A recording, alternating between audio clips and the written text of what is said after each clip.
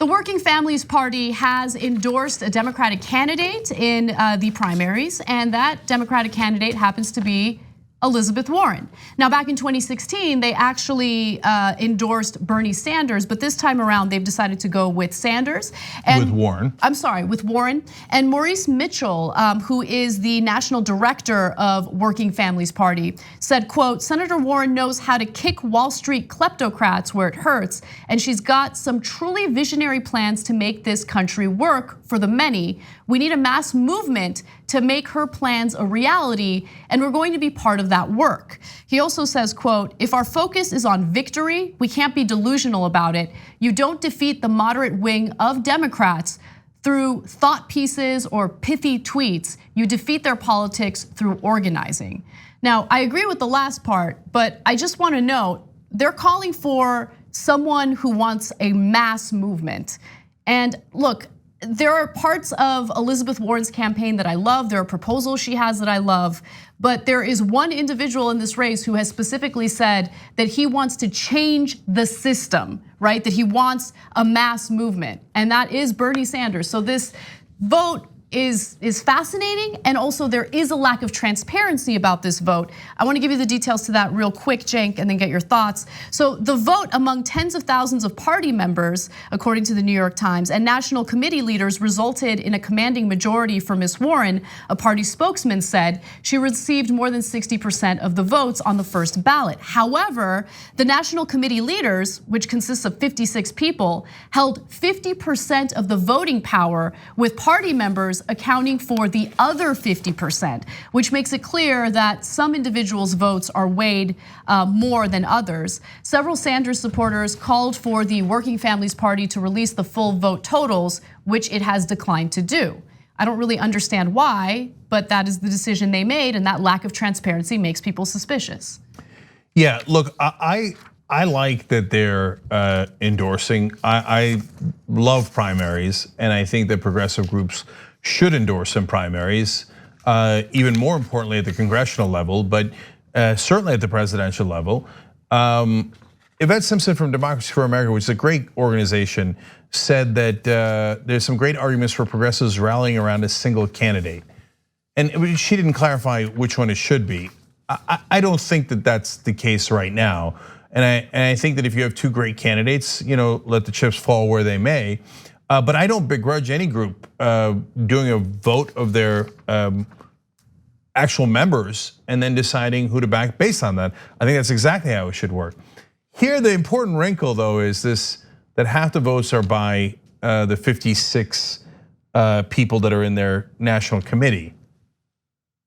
Well, if you're going to put out a really important vote like this and say that she got more than 60%, so let's do some math on that. It is possible that 10% of your members voted for it and all of your committee leaders voted, and thereby getting to 60%. And that would not be the same as 60% of your members voting for it. By the way, it could be the reverse. It could be that your members voted overwhelmingly for Elizabeth Warren, and that actually would not surprise me. And that your committee leaders voted for Bernie Sanders like they did last time. But even that should be revealed, because that means that Warren has even more support than we realized. Right, I mean, I just think that there should be transparency, especially at a time when, look, this election, it's already gotten so divisive. Let's keep it real, right? And the infighting has started. And so if you're gonna come out strong in favor of a specific candidate, and your whole point is to push for a mass movement, well, why don't you be part of that mass movement by being transparent about that vote? I mean, there are people who are concerned about how these votes are weighed for certain individuals. And more importantly, I mean, look, I see some outside influences trying to splinter the Democratic, I should say progressive party. Already the Democratic Party was pretty divided among centrists and progressives. And so why feed into that, right? Be transparent, show what the votes are, and then it is what it is. I mean, you can't change the way people vote. If that's who they want to support, that's who they want to support. But I don't know if I necessarily agree with that vote, but that's really my opinion. That there's really nothing more to it than that. Yeah, so I want to clarify the last couple of things here that are important to this story, which is, it's just to give you context. It doesn't make it right, wrong, or anything else. But a lot of organizers are college educated, and these days, majority female. And so a lot of these votes in progressive groups wind up going to Elizabeth Warren, who has an excellent base in college-educated voters. Bernie Sanders does far better with people with high school degrees and working class Americans. I don't put any extra credit on either side of that. Working class voters are super important. They're not more important than college educated voters, and college educated voters are not more important than working class voters. I'm just giving you context for why a lot of those votes are going in that direction. It leans in a little bit more to the demographics that are in Elizabeth Warren's camp. Again, that doesn't disqualify it in any way, shape, or form. It just tells you part of the reason that it's going in that direction.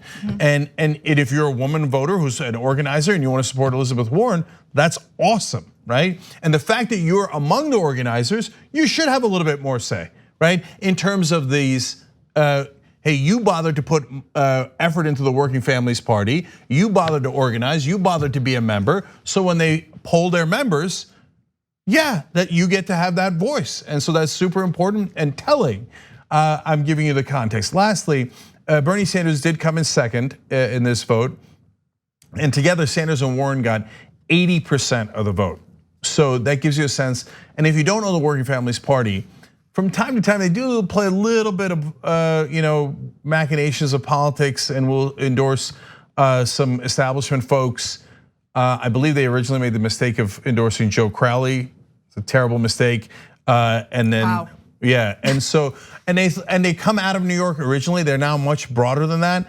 And they thought, well, we don't want to lose power within the New York Democratic Party. Oops, right? Yeah, they want a mass movement. No, I hear you. No. To be fair though, they are really a very progressive group and have backed a lot of the most progressive candidates throughout the country. And so that's why it's not surprising that Sanders and Warren would get 80%. And then came Julian Castro, Cory Booker, and Mayor Bill de Blasio in their voting. And finally, Buttigieg was not at the top. I'm just amused that at the end of the story about this, he said, well, it's not surprising that Sanders and Warren are winning these things, not necessarily specifically about this, but about the overall concept. He said, because they are the candidates of the elite. What? What? Okay, I mean, Buttigieg has said some very smart things and some absurd things, but to say that Bernie Sanders and Elizabeth Warren are the candidates of the elite is hilarious. Yeah, I would argue a Harvard student walking by a protest demanding fair wages for janitorial workers and referring to them as people looking for a safe space or social justice warriors. I would argue that guy is elite. Or an elitist, and that was Buttigieg. He bragged about it in his book, literally. Yeah, and so I partly tell you that there are some progressives in this race, and it's a fair argument as to which one you like better. And then there's the establishment, which is almost all of the rest of them. So before we get into between Warren and Sanders, there's still 22 or so other candidates in this race. And Biden is currently polling at #1. It's crazy, yeah. So understand who we're working against. And Working Families Party talked about organizing and knocking Biden off of his perch. And so if you don't know the history of Working Families Party, don't jump to conclusions and understand where it came from. The TYT Plus app is now available on iOS and Android. Download to get more TYT content at tyt.com/app.